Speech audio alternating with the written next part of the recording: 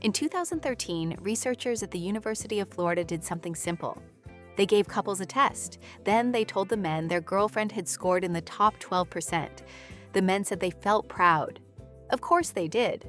But when researchers measured their unconscious self-esteem using a reaction time test you can't fake, the opposite showed up. Their self-worth had dropped. Not because they were bad partners, but because their brain automatically interpreted her success as his failure. And that's just the first thread, because male psychology is full of hidden wiring most women never see. There are 5 psychological weak points science has identified in men. 5 systems that evolved thousands of years ago to help them survive and reproduce. But in the modern world, these same systems make men predictable. And once you understand them, really understand them, you'll never look at his behavior the same way again. Let's start with the one hiding in plain sight. Here's something most women get wrong.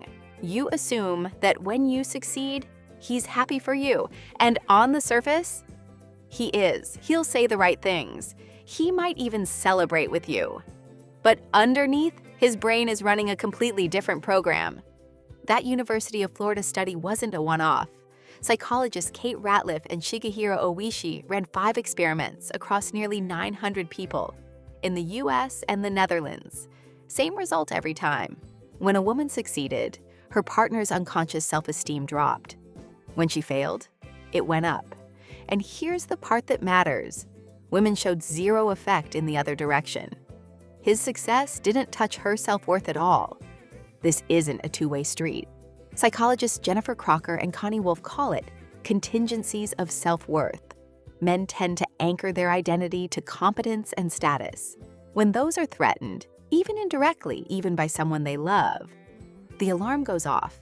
Not loud enough for him to hear, but loud enough to change his behavior. So, what does this mean for you?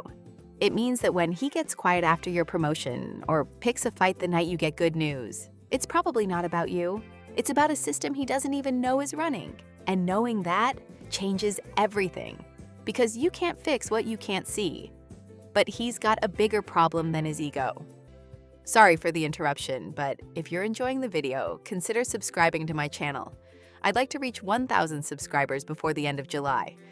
So click that subscribe button. It's free and helps me out a lot. Now let's get back to the video. You've probably felt this. Things are going well. He's into you. You're connecting. And then, out of nowhere, he pulls back.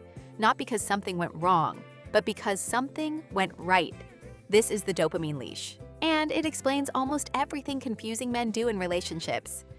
Neuroscientist Kent Berridge at the University of Michigan discovered something that changed how we understand desire. Your brain has 2 separate systems, one for wanting and one for liking. They run on different chemicals. And here's the key. The wanting system is way more powerful. Dopamine, the chemical that drives wanting, doesn't spike when you get the reward. It spikes when the reward is uncertain, when you might get it, when it's just out of reach. That's why the early stages of dating feel electric. Not because he likes you more then, but because his brain doesn't know yet if he'll get you. Researcher Helen Fisher put people who were madly in love into fMRI machines at Albert Einstein College of Medicine. Their brains lit up in the same areas that activate during cocaine use, same reward circuitry, same dopamine flood. And then there's the Coolidge effect. Studies show men experience renewed arousal when exposed to a novel partner, even after being completely satisfied. Not because they're unfaithful by nature, but because novelty triggers dopamine in a way that familiarity can't. So when he pulls away after things get comfortable, he's not losing interest in you. His dopamine system is losing interest in certainty. And that's not the only system working against him. Let's talk about something that frustrates almost every woman at some point. His eyes. You're walking together. A woman passes, and for a split second, maybe less, his gaze shifts. You notice. He pretends it didn't happen. And you're left wondering what that means about you. Here's what the science says. In 2004, researchers Stephen Hamann and Kim Wallen at Emory University put men and women into fMRI machines and showed them identical sexual images. Both groups reported the same level of arousal, same. But when they looked at the brain scans, the story was completely different. The men's amygdala, the part of the brain that processes emotion and motivation, was significantly more activated than the women's. And so was the hypothalamus. Same images, same reported feelings, totally different neurological response. This is not a character flaw, it's architecture. His brain is wired to process visual information faster and more intensely in a sexual context. And every advertiser, social media platform, and movie studio on the planet knows it. That's why the algorithm feeds him what it feeds him. They're not targeting his values. They're targeting his amygdala. So what does this mean for you? It means that glance wasn't a choice in the way you think it was. It was a reflex, one he can learn to manage, but not one he can turn off. But vision isn't his deepest vulnerability. That one's emotional. Ask a man what he wants in a relationship, and he'll say the usual things. Attraction, connection, loyalty. But there's one thing he almost never says out loud, and it might be the most important one. He wants to feel needed, not in a needy way, not in a fix-my-life way, in a deep, almost primal way. John Gottman, probably the most respected relationship researcher alive, found that emotional attunement is the single strongest predictor of relationship success. But here's what most people miss about that finding. For men, attunement isn't just about being heard. It's about being useful, essential, irreplaceable. Evolutionary psychologists trace this back hundreds of thousands of years. Men who were seen as providers and protectors were chosen as partners. That selection pressure didn't disappear. It just went underground.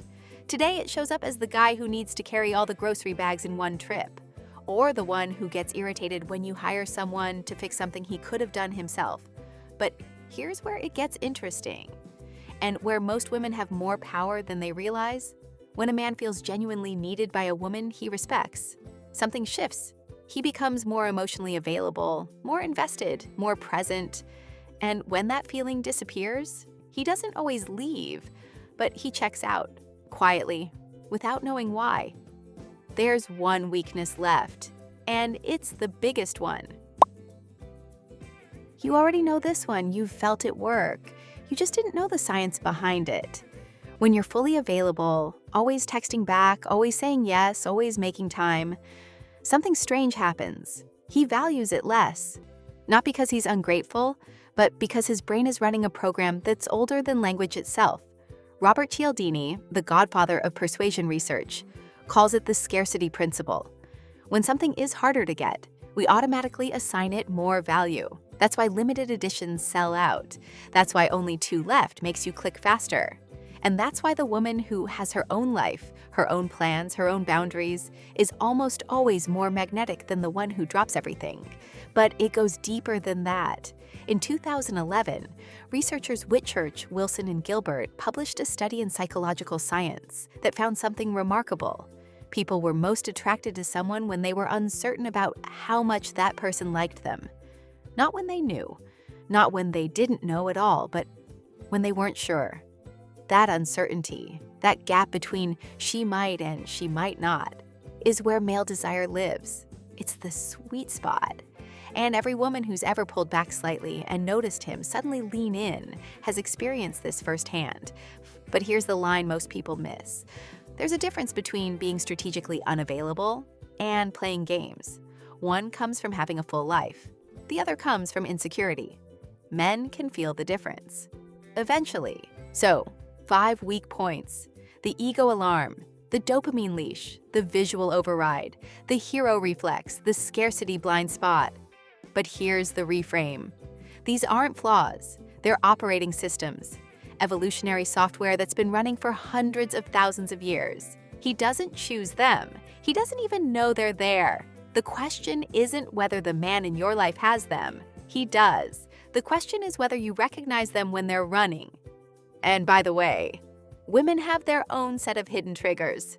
And honestly, they might be even more powerful. That's the next video.